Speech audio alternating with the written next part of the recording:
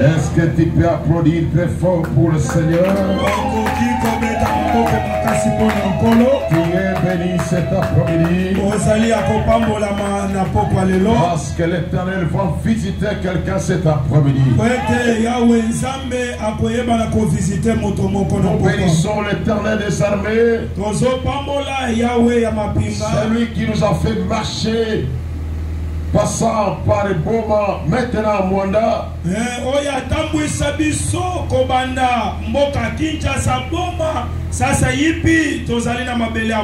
Et nous rendons aussi grâce au Saint-Esprit qui nous accompagne. Et nous sommes sûrs que ce soir, il va descendre et il va opérer.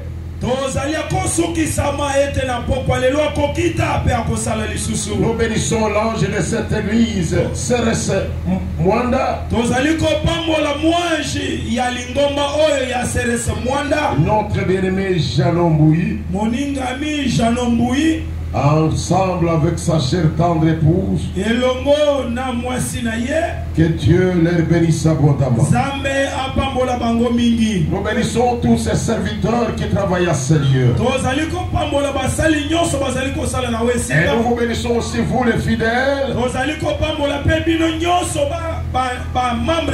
Parce que si vous n'étiez pas là, on n'allait pas venir. Que le Seigneur vous bénisse abondamment. Nous bénissons même ceux qui nous suivent au loin. Ceux qui nous suivent en Lubumbashi, aux États-Unis, en Amérique, en France, en Belgique, en Australie, tous ceux qui sont en train de nous suivre, même en Angleterre, l'Éternel vous bénisse abondamment. Cet après-midi, nous allons partager un petit verset que vous avez déjà lu, que vous avez entendu. Nous sommes dans la saison de Yahweh Rapha. C'est-à-dire l'Éternel qui nous guérit de toutes les maladies. Nous lisons rapidement. Nous sommes dans le livre de Luc, chapitre 13. Nous lisons le verset 11. Et nous sautons pour lire le verset 16.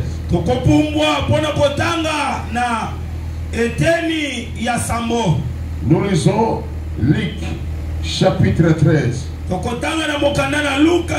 Chapitre 13, le verset 11. Et nous allons lire Yazomi na Motoba. Ok. Nous lisons verset 11. Et voici, il y avait là une femme possédée d'un esprit qui le rendait infirme.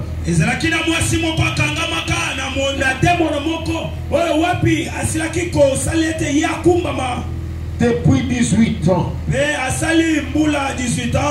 Elle était courbée. Elle ne pouvait pas du tout se redresser. Atamokete ne pouvait pas du tout se redresser. C'est-à-dire, Aliga Sombrama Atamokete. Verset 16. Et cette femme, qui est une fille d'Abraham, et que Satan tenant lié depuis 18 ans, ne va-t-il pas la délivrer de cette chaîne? Les jours du sabbat, nous nous asseyons. Que l'Éternel vous bénisse. Pour ceux qui veulent écrire le thème, vous écrivez courbé et ne pouvez pas se redresser. Courbé et ne pouvait pas se redresser. Courbé et ne pouvait pas se redresser.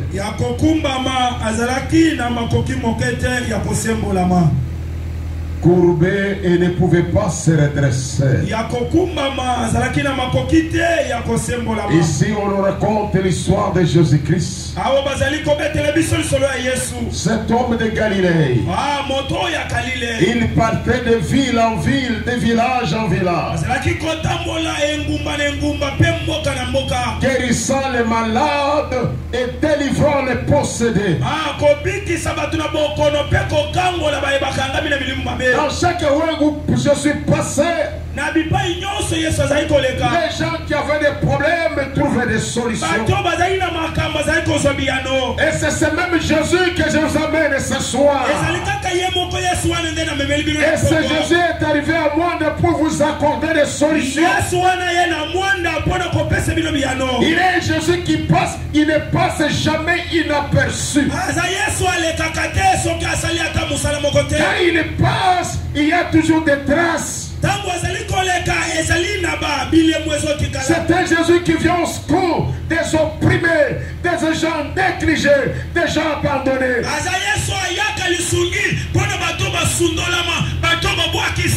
Et la Bible dit qu'il est le même hier, aujourd'hui éternellement. Ce qu'il a fait hier, il le fait encore aujourd'hui. Ce qu'il a fait à Jérusalem, il le fait encore au monde. Parce qu'il est le même. Écoutez, ce jour-là, il entre dans un synagogue. Et quand ils entrent dans une synagogue, il est en train de pocher. Azali Koteya. Il croise une femme courbée. La Bible dit que cette femme était courbée. Elle ne pouvait se redresser. Tu observes cette femme. Elle était courbée. La Bible dit qu'elle ne pouvait pas du tout se redresser. C'est-à-dire cette femme avait une position. Elle pouvait s'incliner, toucher le sol. Et quand il se redresse, il a un niveau, il est bloqué. Quelqu'un qui est courbé, c'est quelqu'un qui ne peut pas aller plus loin. Quelqu'un qui est courbé, il ne peut pas voir plus loin. Parce que sa tête est demi-inclinée. C'est quelqu'un dans sa vie. Il n'y a que des surprises désagréables. Quelqu'un qui est courbé, il est difficile de voir un ennemi qui vient de loin. Ce soir, tu es aussi courbé. Il était impossible de voir les attaques qui viennent de loin.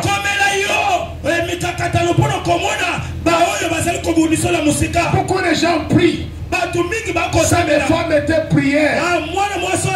Elle était dans l'église, dans une synagogue, mais elle était courbée. C'est-à-dire, quand quelque chose est au loin, elle n'a pas la capacité de voir.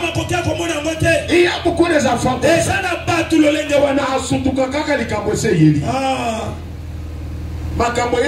comme ça. Or, un véritable enfant de Dieu. La Bible dit, avant que les tentations arrivent, le Seigneur Dieu le révèle à ses serviteurs, les prophètes. Un véritable enfant de Dieu. Les choses ne peuvent jamais les surprendre. Si les choses viennent te surprendre, parce que tu es dans l'église, tu es en train d'être surpris. La maladie est déjà là. L'argent est parti. Voyez bien comment c'est parti. Tu es courbé. Quelqu'un qui est courbé, il ne peut pas voir les embûches.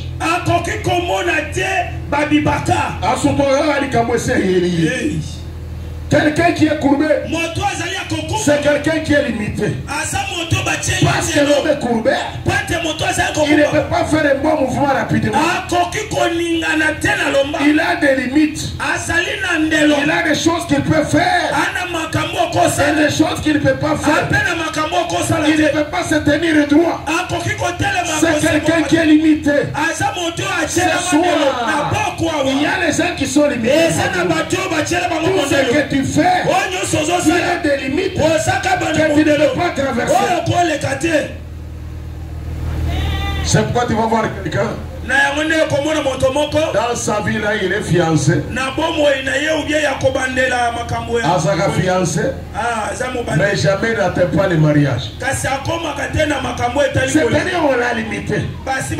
Les hommes qui le croisent, ça c'est limite au niveau de fiançailles. Pas de mariage. C'est-à-dire il est limité. Il est courbé. Il fait des affaires. Et l'affaire n'avance pas. Et il a une seule possibilité. C'est de tomber en faillite. Parce qu'il est courbé. Quelqu'un qui est courbé, il peut tomber, mais il ne peut pas se relever. Quelqu'un qui est courbé, dans ses affaires, il peut tomber en faillite, mais il ne peut pas avancer. Il est bloqué quelque part. Or ma Bible me dit, la volonté de Dieu, c'est que tu puisses prospérer à tous égards. Moi dans Zambie, amen. Ya yombongo saka ya kolia te.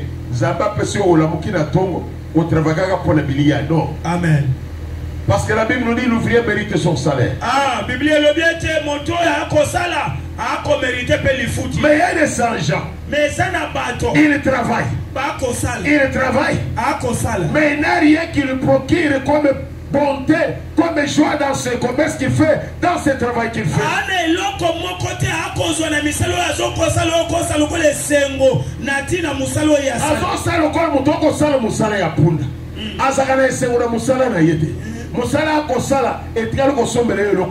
Alléluia. Courbé. Cette femme est courbée. Elle ne pouvait pas avancer. Sa vie était bloquée. Je t'informe. Ce soir, je t'annonce un homme. Jésus-Christ de Nazareth. Un homme qui change les situations. Là où il y a des limites, il brise les limites. Là où il y a des blocages, il brise les blocages. Là où il y a des fermetures, il enlève les fermetures. Là où il y a des lois, il arrange les lois. Jésus-Christ de Nazareth, c'est le maître de ta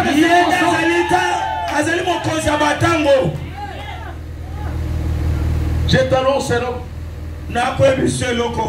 Un homme exceptionnel. Quand il entre dans ta vie, ce qui était bloqué devient débloqué.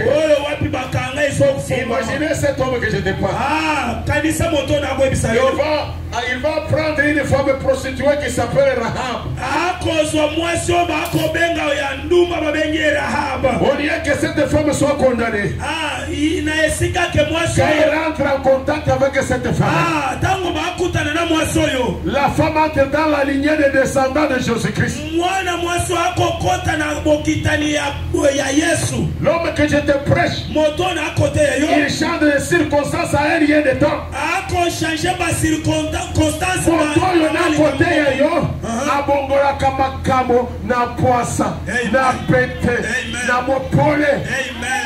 Amen. Imaginez cet homme de Galilée. Il croise un voleur. Il a volé toute sa vie. Condamné à cause de vol. Crucifié à cause de vol. Quand il croise cet homme-là, il y a ce monsieur-là. Malgré ton vol, parce que tu m'as reconnu que je suis Seigneur, dès ce soir, pas demain, dès ce soir, tu seras avec moi dans le paradis. Je dis à quelqu'un ce soir, quel que soit ton problème, quelle que soit ta maladie, quelle que soit la longueur de ta maladie, ce soir même, changement. Entrer dans ta vie. Il y a un changement. Il va entrer dans ta vie. Ta vie va changer. La maladie va disparaître. La guérison va arriver.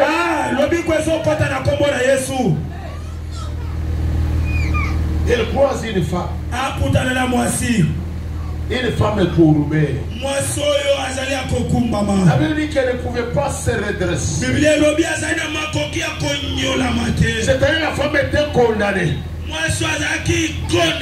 à ne pas se redresser.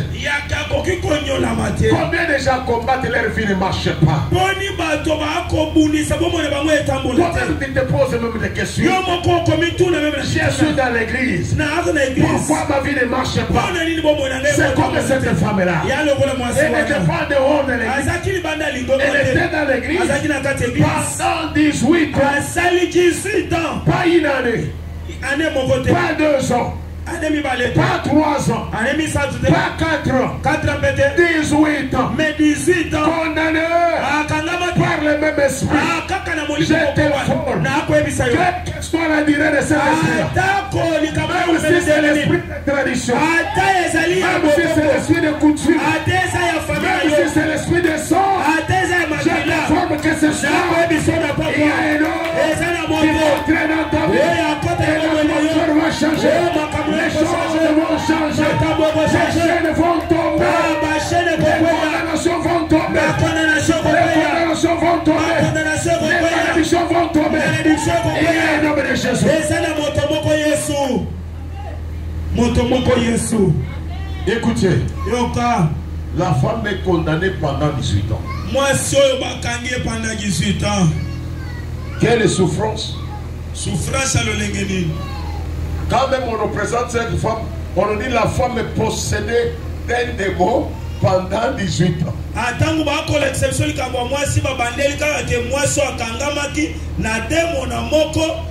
Pendant 18 ans. Avant de parler qu'il était courbé, on dit qu'elle était possédée d'un démon pendant 18 ans.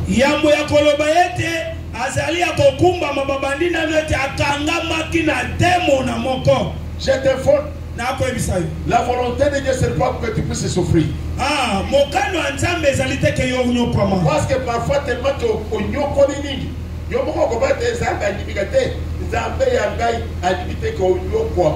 parce qu'il me dit, les projets que j'ai formés pour vous, c'est les projets du bonheur et non pas les projets du malheur. Amen. Alors, maintenant que le projet de Sali, et ça y a Mounioko, Mounioko a été Sali Bamboula. Alléluia. Le long de 18e année. Alléluia.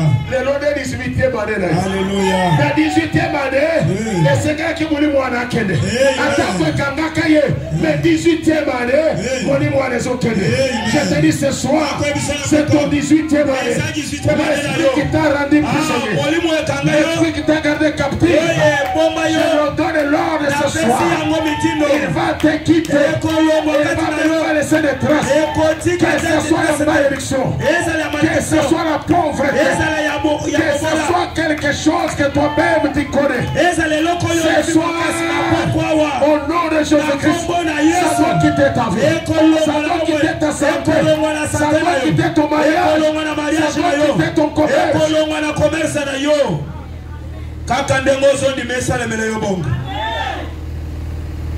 Il y a un homme, un Dieu qui a quitté le ciel. Oh, Nzambe moko alongwa auta alongwa la compassion des hommes. Ayepo azaki na mawa ya bato. Pendant 18 ans. Na 18 ans. Il ne pouvait pas se redresser. Akokaki konyoko. Il ne pouvait pas aller de l'avant. Akokai kokende musikati. Il y a des gens qui sont condamnés et même savent que tout ce que je peux faire, c'est l'échec. Mais la réussite ne peut pas exister dans ma vie. Ezana batyo ba momba sosoli ba yebiete nyoso na kosala kaka yaka kokake manako kakema recite ekoyeko sana bomo enangate même quand vous sommes les qui se pariguent des hommes les qui na kobikate t'es comme cette femme. Alléluia. Il connaît que tout ce que je fais, ayebika nyoso nazo sala la possibilité facile que je peux avoir c'est l'échec. Makokyo na kokiko zo ezaka kokakema mais la réussite kasi C'est impossible d'abord. C'est ce qui s'est passé avec cette femme. Elle était habituée. À 18 ans, une fille devient majeure. 18 ans, moi déjà. Elle peut aller même au mariage avoir des enfants.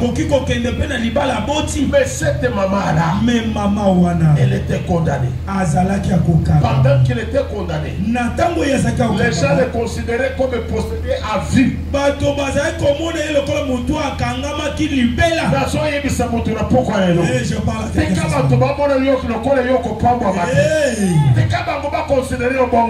Mais les gens yebisa yo, la poko ya lelo, vie na yo ils ont changé, situation na yo ils ont changé, statut na yo ils ont changé. Amen. Je le crois. Même les sacrificateurs qui étaient au temple, ils savaient que cette femme-là, c'était terminé pour elle. Quel est ton problème que tu crois devenir possible? Dans ma Bible, il est écrit, à l'homme, cela a été possible. Ça est impossible. Mais à Dieu, cela est possible. Amen. Ce qui est possible à l'homme, à Dieu, cela est possible.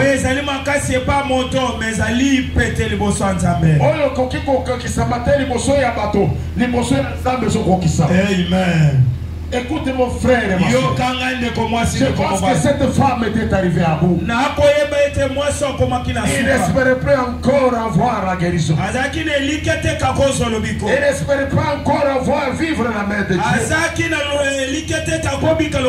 Mais au ciel, il y avait quelqu'un qui connaissait. Et malgré quel état qu'il va passer, ton tour va arriver.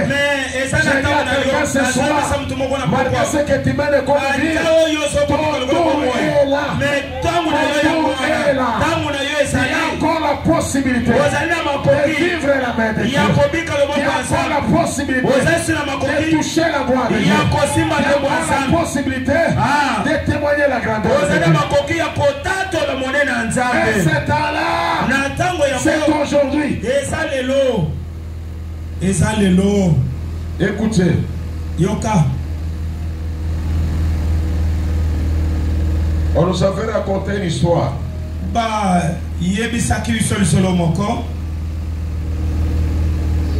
Un garçon qui était souffrant dans le quartier. On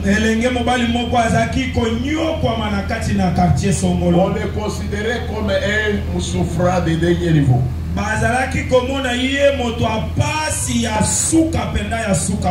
Il n'y avait pas l'espoir qu'un jour il peut devenir quelqu'un. Il n'y avait pas l'espoir qu'un jour il peut devenir quelqu'un qui a de la monnaie.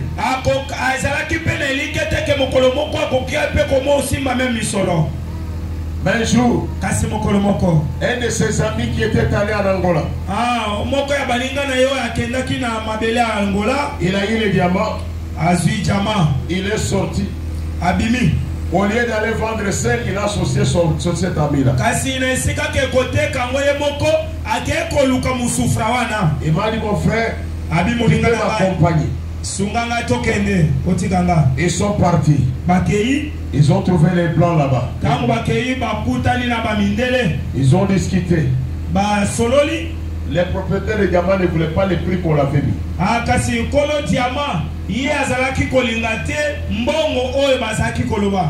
Et tout ça, c'était la passe de Dieu qui savait organiser les choses. Je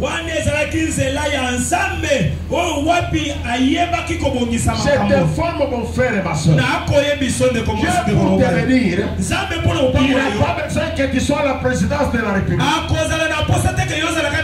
Il n'a pas besoin que tu sois avec les gouverneurs. Dieu peut te bénir là où tu t'attends le moins. Il peut te bénir même dans ta propre maison, assis, tu ne sais plus quoi faire. Il descend là-bas, il fait quelque chose.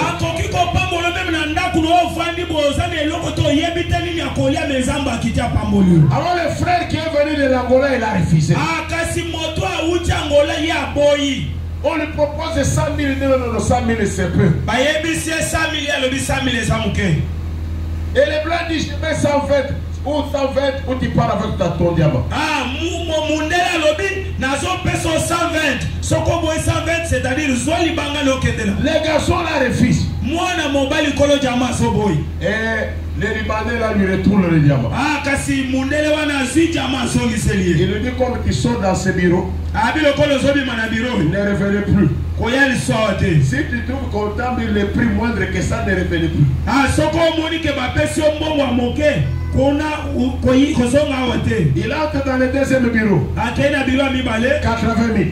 80 000. Il dit, mais là-bas, j'ai refusé 120. L'homme l'a dit, c'est 80 ou rien. Il est parti dans le troisième. Quatrième bureau. 80, 60, 80. Et qui dit le sous-sous. Il dit, mais maintenant, là au 120, on m'a dit de ne plus retourner. Mais si il y a 120, il dit, je vais rentrer quand même. Il arrive. Le Libanais lui dit, j'ai averti que dès que tu sors, tu ne rentres pas. C'est terminé pour toi. Son ami là, Jean. Jean lui dit, mais après tout, on t'avait interdit toi. On m'avait pas interdit moi. Donne-moi quand même la pierre. Je vais aller discuter avec les gens. L'homme dit, bon, ça va, mais maintenant, comme il était déjà bon, il dit, Jean, ce coquille, attends ça, attends, écoutez, on a dit, pour discuter, je vais cette fois-ci, ne discutez pas. Ah, pour discuter. Comme partout nous sommes passés. Ah, mais pas nous on stocké. a mis le plafond, c'est 80. Ah, bah le bimbo, ouais, belé, ça va rentrer là-bas. J'ai besoin, c'est même de 5 000 au-dessus. Prenez. Ah, ouais, nous sommes au PSOAN 90 sans joie, Kakazonga. J'entre dans le bureau. Jean continue à bureau. Et trouve les mêmes blancs. Ah, Koutika Mundelewan. Les blancs, vous étiez venus avec notre bureau. Bon, il y a qui a vos acquis balètes. Il dit, tu avais interdit l'autre, mais tu ne m'avais pas interdit. Mais yo, boye la qui est, mais boye la qui ngate. Il dit, c'est vrai. Abi osana eza sol. Comme tu es venu, c'est avec la même pierre. Ah, mais oye kana libanga ngokaka. Il dit oui. Alors yango. Au lieu de 120, c'était 130. Ah, na esika ngo pesa yo 120, na zo pesa 130. On donne à Jean 130. Ba pesi Jean 130. Oui, bien évidemment, il faut que vous ayez peine à Yébelas. Yébelas. Jean a dit 130. Jean dit Zalanan. Pour moi, c'est un Sakamourumi. Ok. Nadi Banano l'a confirmé. On a vu ce qui a boy. Il a dit, j'ai donné 130 pour toi. Ok. Jean Trosor, il trouve André. Il dit, André, dis-moi la réalité. Il veut que je t'amène combien? Ah, André. À part 80 là. Tu veux que je t'amène combien? André, yebi sanga ya solo. À part 80, tu as posé la même combien? André dit, papa. Même 85. André a yébissé, il a même 85. Que je gagne des fils qui 5 là. Nazo ata 5 wana kaka. Là, je te donne 2000, moi je reste avec 80. Ngai na kopesa yo 2000 ngana tika na 83. Jean rentre là-bas. Jean zongi. Il dit c'est bien toi. Alors lui pesa. 130, mais tu vois que je t'ai amené quand même la paix, tu ne peux pas faire quelque chose. Ah, au monde il na memelo libanga. Mais au gros c'est là ngai peut pas si tu pesa nga moi eloko. On donne à Jean 5000. Bazo pesa Jean 5000. Il a 135. Azana 135 000. Il enlève combien? 40 000. A Kolongola combien? Jean Longoli 40 000.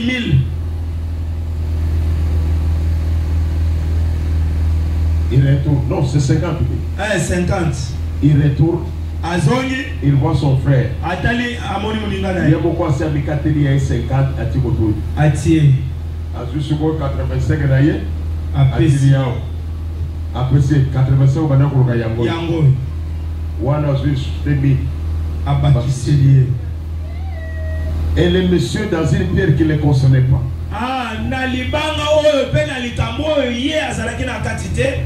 Il gagne 52 000 $. Akoya Kokanye Mbongo 52 000 $. Sa vie a changé. Bongo inayepe et bongo. Les gens qui ne croyaient pas qu'ils peuvent avoir l'argent. Bato bazaki kososolate ke yepa kosiba. Ce monsieur dit je vais acheter les parcelles. Bamoni motoya le bina zo somba le pam. On lui pose la question. Bato ni ya mutu. Toi Jean. Yo Jean. Une parcelle. Yo somba le pam. Où ça? dans ces quartiers.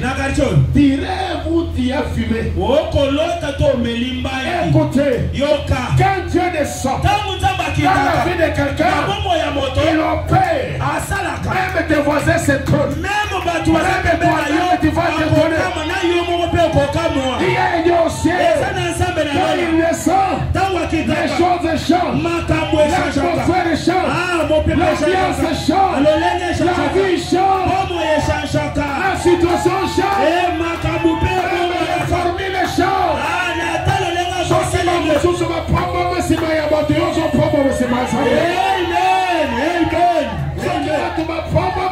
Parce que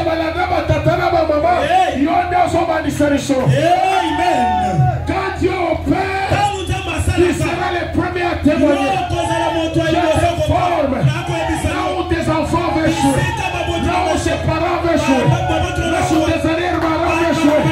Soit tu vas inaugurer une situation, tu vas inaugurer une nouveauté, tu vas inaugurer une nouveauté, tu vas inaugurer une nouveauté. Jamais quelqu'un courbé 18 ans s'est reversé. Reconnu comme incapable de se réveiller. Dans une seconde, Jésus donne une parole et la femme se redresse. La maladie disparaît. Les démons s'enfuient. Je t'annonce ce soir un Dieu qui a la capacité de créer la nuit pendant la journée. Un Dieu qui a la capacité de changer même les saisons. À cause de toi. À cause de toi. Il appelle à l'existence ce qui n'existe pas. Comme si ça existait. Merci Dadji. Écoutez, Yoka. Jean cherche une parcelle. Jean a à cette période-là, une parcelle déjà de 15 000, c'est une grande parcelle. Il y a 15 000, les acquis le pan à mon aîné. Alors les gens qui croient que Jean va dire. Alors, à côté, si on va une parcelle à 15 000. Mais à quel de le pan à 15 000? Jean dit non, moi je vais chercher double parcelle. On pose la question à Jean. Où est-ce que tu as eu l'argent? Est-ce que tu n'as pas volé?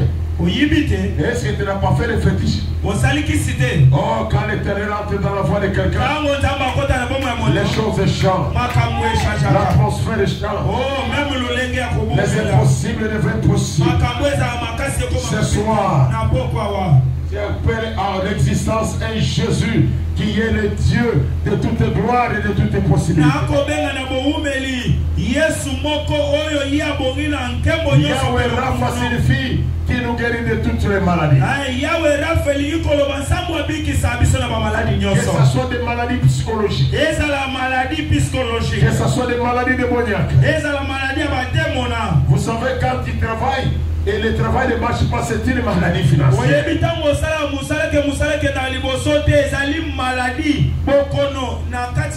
Ce soir, nous allons prier pour toi qui n'avance pas, qui travaille mais qui n'avance pas. Que ce soir, il y a un miracle pour toi. Il y a un miracle pour toi. Tu dois expérimenter une dimension que tu n'as jamais expérimenté. Là où tu avais toujours échoué, là où toi-même tu t'es reconnu échec, je t'informe que ce soir, la réussite va t'accompagner. Écoutez, je vais te laisser le temps pour prier. Parce que nous allons aussi prier. Ce soir, il y a un Dieu. Jésus-Christ que je t'annonce. Il y a cette dame qui était reconnue comme possédée. Mais pour Jésus, elle n'est pas une possédée. Mais c'est une fille d'Abraham. C'est-à-dire une descendance de quelqu'un qui avait les promesses.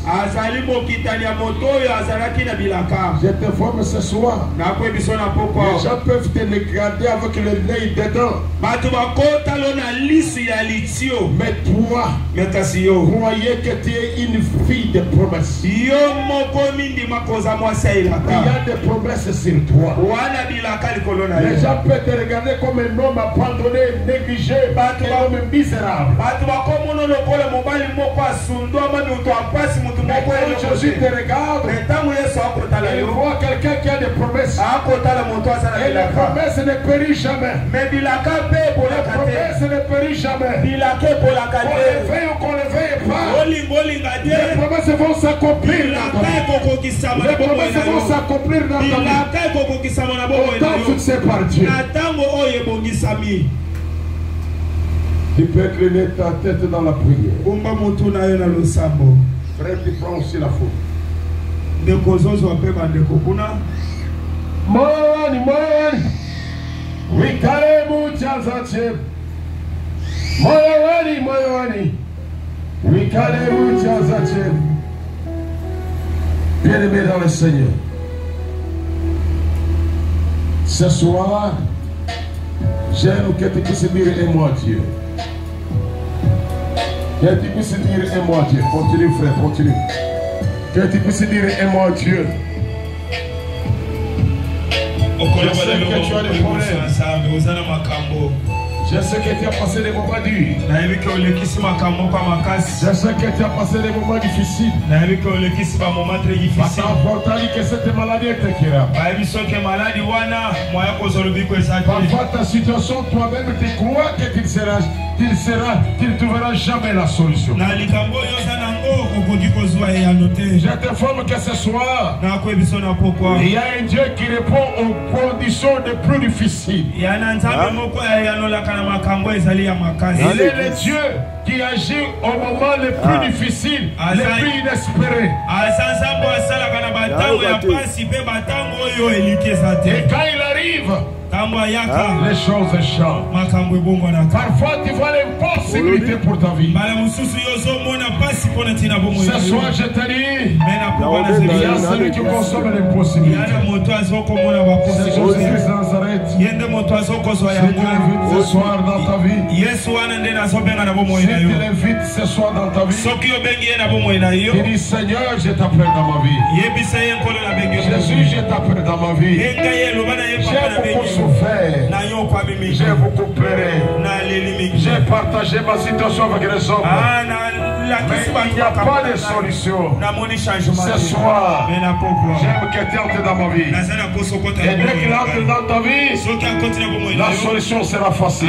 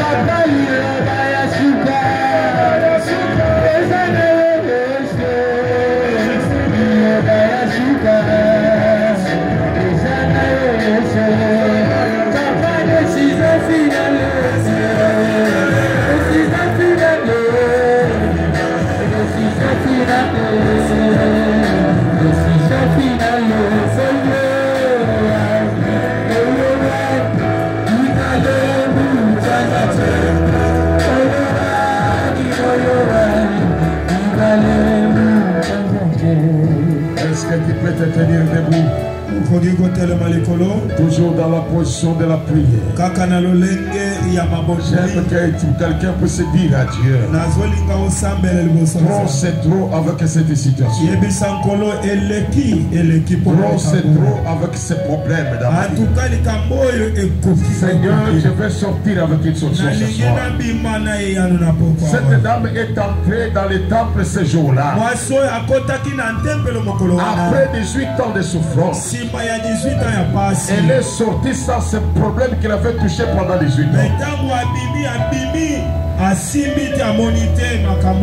aussi j'entre dans ce temple ce matin, ce soir, avec un problème qui a duré. Seigneur, que je sorte avec la solution. Que je sorte avec la solution. Si c'est un démon, que ce démon-là me quitte. Si c'est une malédiction, que cette malédiction me quitte. C'est une condamnation, que cette condamnation me quitte. Banda kusambela banda kusambela zobeka maboko kusambela jambela banda maboko sala prier de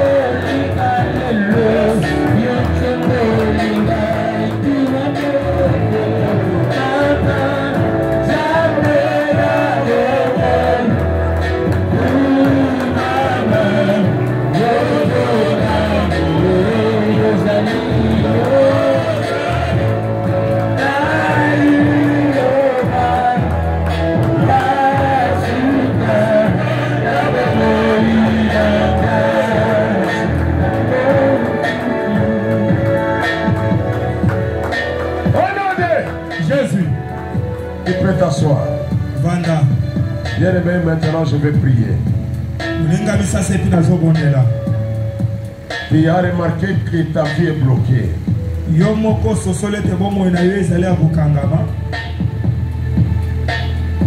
Tu ne sais pas avancer.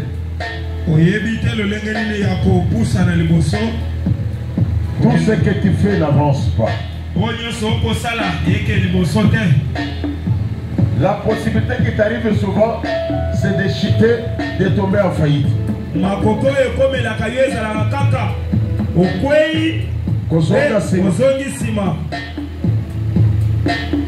Dans ta vie, l'avancement n'est pas là.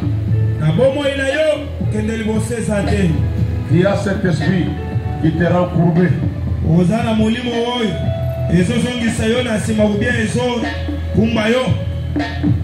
Les gens de ta génération avancent, mais toi tu n'avances pas. Il y a même des gens dans les domaines où les autres avancent, mais lui recule.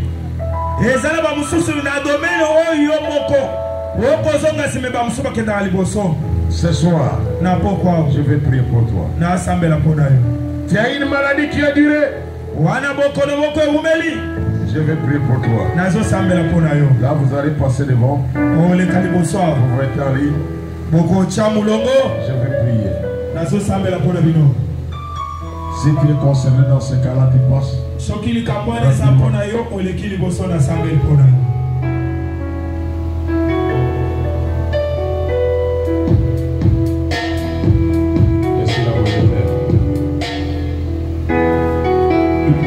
Bien devant, les yeux fermés.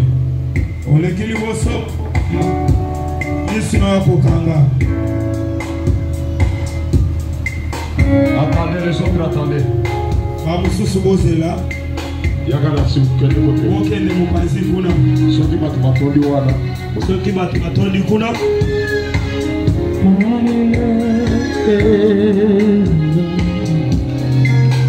Quand tu devant tes yeux fermés, sois concentré. Les yeux fermés. Moi, ça arrive que pendant que je chante, Dieu fait des opérations. Nayeba kanzambe azobikisa bato. Nayeba kanzambe azopere ba miracle. Nayeba kabademo bazobima.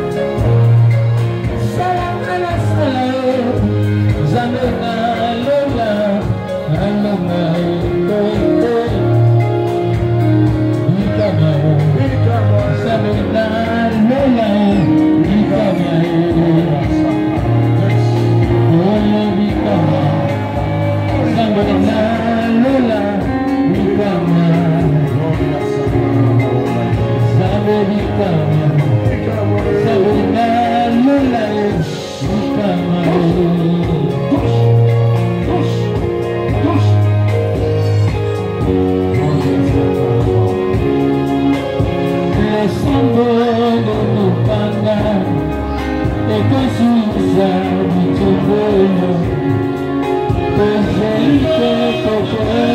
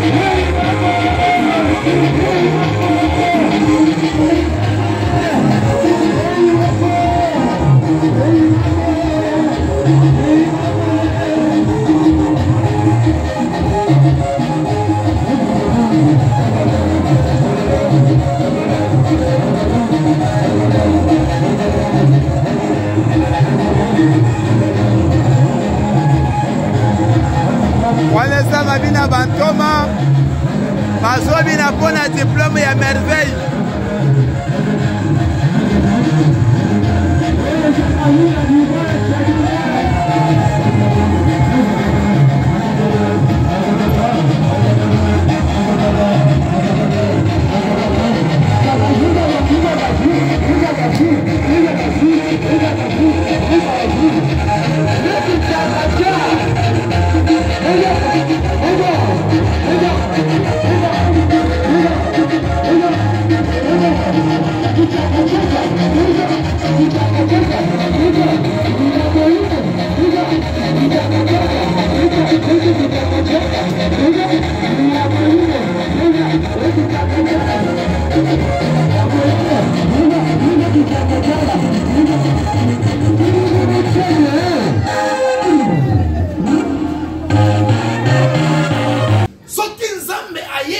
Si Dieu vient chez toi,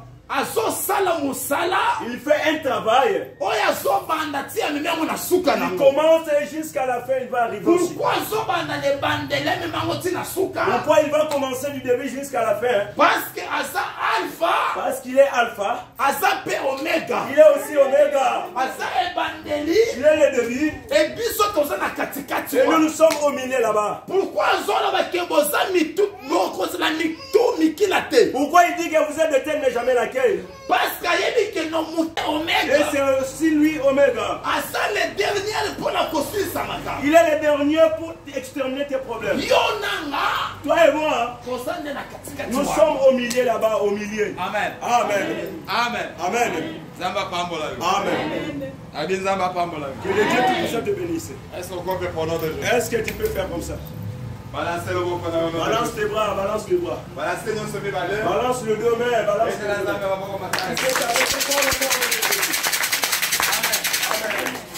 Jésus. Il est à la fin de son mandat. Quand il est arrivé à la fin de son mandat, il a fallu à Jérusalem comme roi. Il a fallu qu'on l'accueille la sorcellerie. Tu deviens le banque et tout la partie. Là où il va commencer à prendre son argent. Ce soir, les choses tournent. Si c'est comme un neuf, le 6 devient 9.